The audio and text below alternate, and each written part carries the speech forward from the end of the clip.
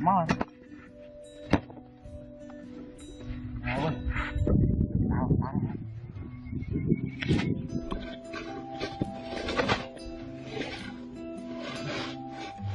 đang ngó cục vô mà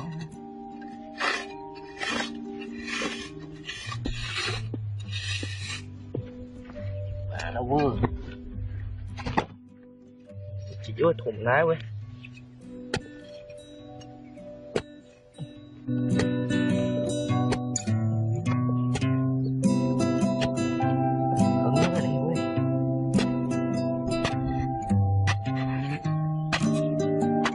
mà tao không thử quá đánh nha.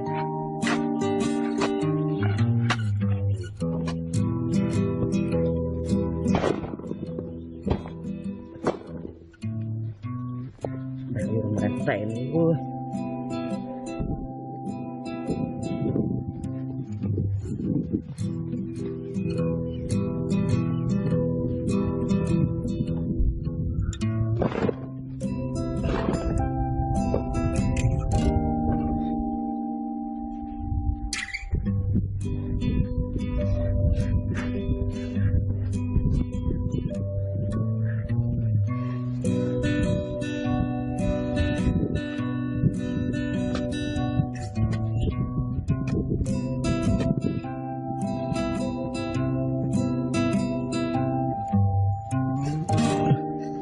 Chỗ quả cay với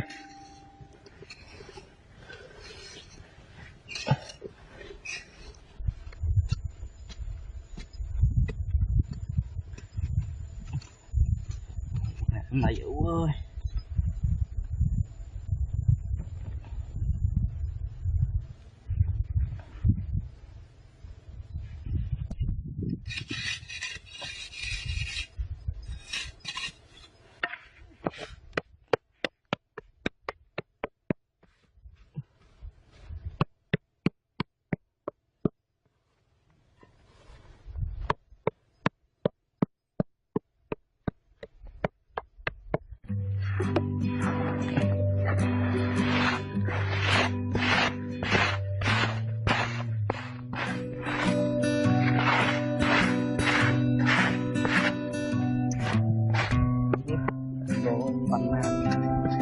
Tao vẫn cho bố vậy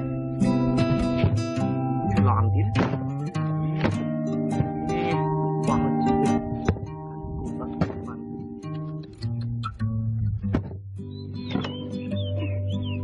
cây nhưng mà lấp vậy đó chuối nó vốn thôi cây như chuối đi nghe đấy.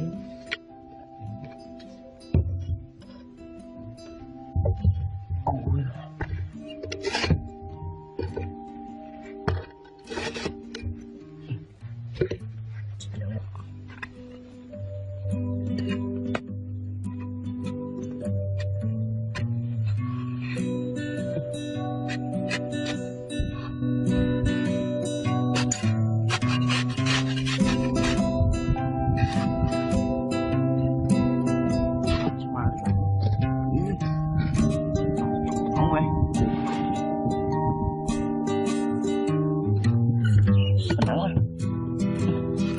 Một quả chán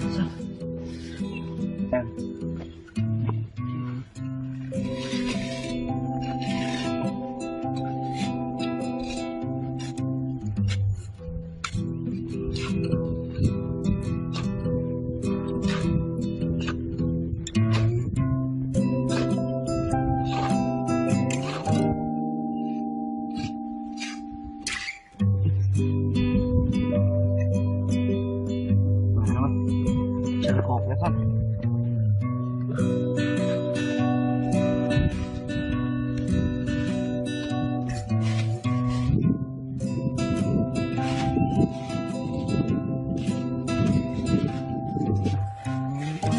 Chưa hộp lúc đặt đây nữa ơi. Trong các đây hiện chua hiệu con chị đang ở dù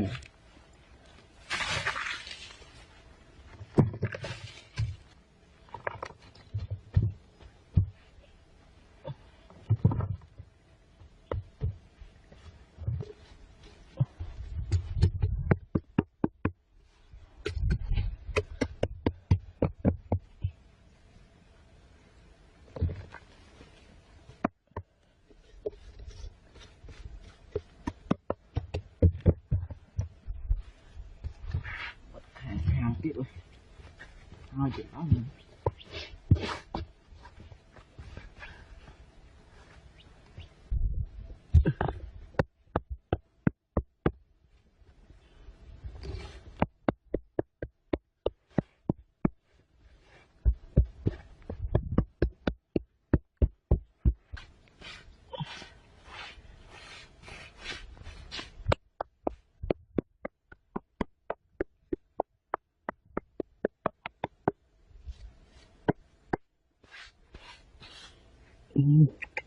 còn thú ơi mơ đâu ngon quá ấy cho về làm muối này này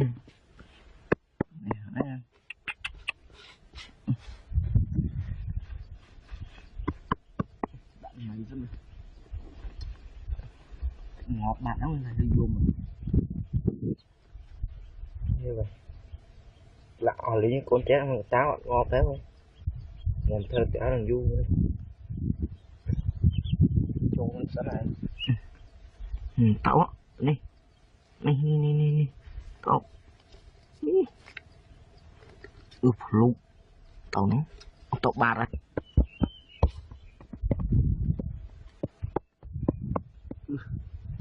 rồi đó đó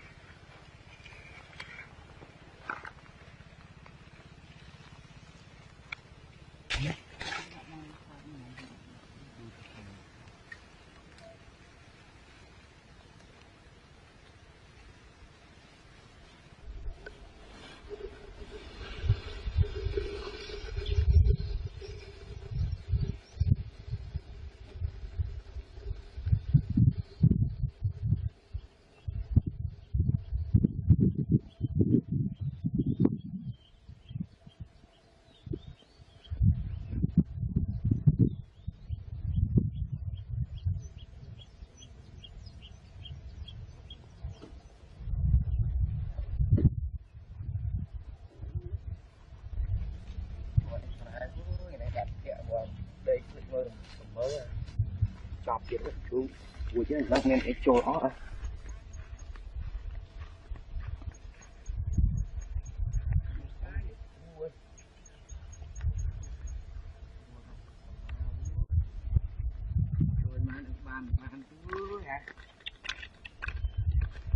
rồi má miệt đàn trốn nha hiểu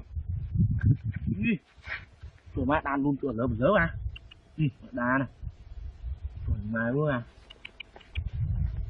rồi hiện cái ụt lạc lơ rồi rồi má luôn rồi má luôn à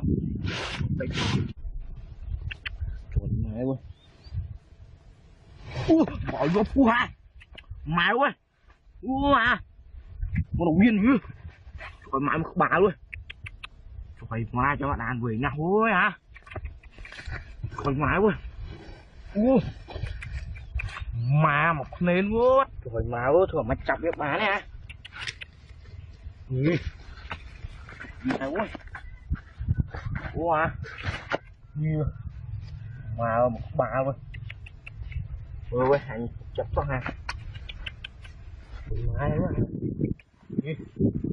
rồi má luôn đây cái không bằng bắn à mà lũng phân như thế à tao đi tu tiếng này vẫn đang vậy nào mày em lũng này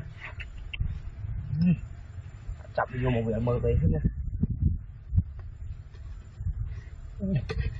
wow mày ơi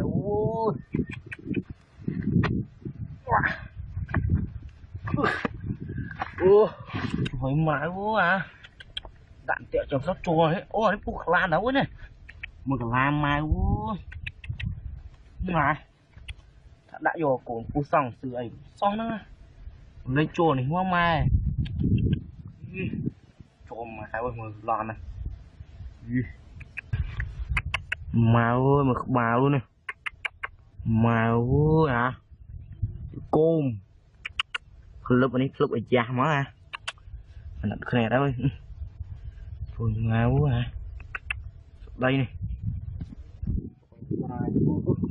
Nuôi vô tầng này nữa ơi. Là kêu.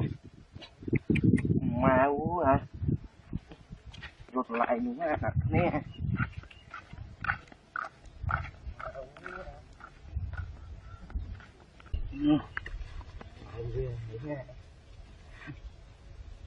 Xấu rồi, cọp mà xấu á. Đó, chè đá.